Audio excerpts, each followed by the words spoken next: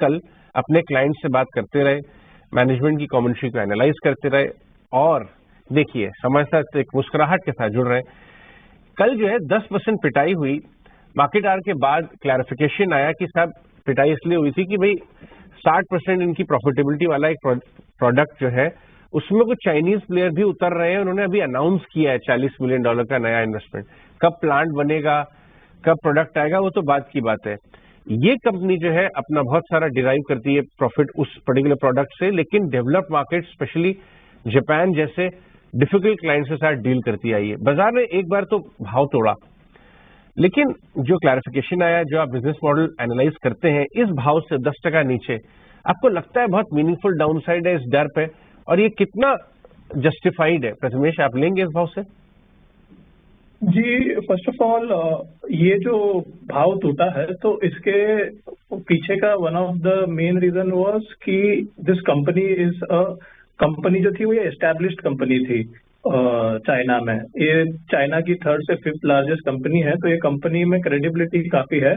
But at the same time ये जो company pi का पायरोसल्फेन प्रोडक्ट जो है, इसको ये पेटेंटेड प्रोडक्ट है। जापान के पास इस प्रोडक्ट का पेटेंट है और इसके जो डेरिवेटिव्स है, मतलब जो इसके साथ क्लब करके जो नया प्रोडक्ट बनाया जाता है, ये 2032 और 2034 तक पेटेंटेड है।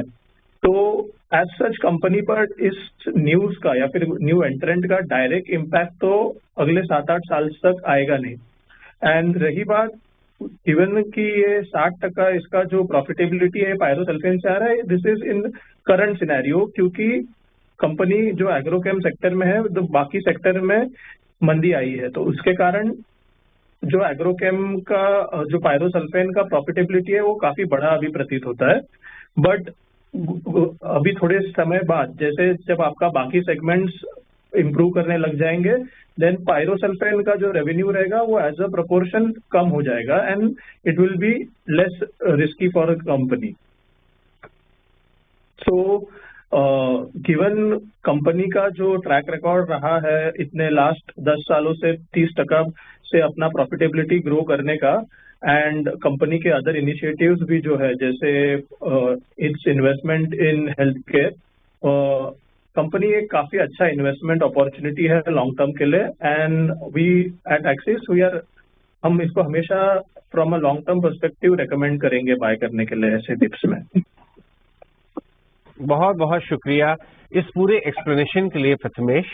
मैं एक बार क्विकली समराइज कर दूं। प्रथमेश ने कहा कि इस मैटर का बिजनेस मॉडल पे और प्रॉफिटेबिलिटी नियर टर्म में कोई बहुत बड़ा इम्पैक्ट नहीं आता है। हालांकि कंपटीशन बढ़ रहा है, लेकिन at the same time pi भी अपने रेवेन्यू मिक्स को चेंज कर रही है फार्मा के साइड जाके और दूसरे, ताकि आगे चलते हुए में जब इनका पेटेंट एक्सपायर होगा तब तक इतना बड़ा डिपेंडेंस इस प्रोडक्ट पर रह ही नहीं जाएगा। तो कंपनी कॉन्शियस है इस बात पे, इसलिए ये डिक्लाइन है, इसका मौका उठाए long term investors. Quick take check, Rahul Ghosh, PI industries, levels, fundamental view.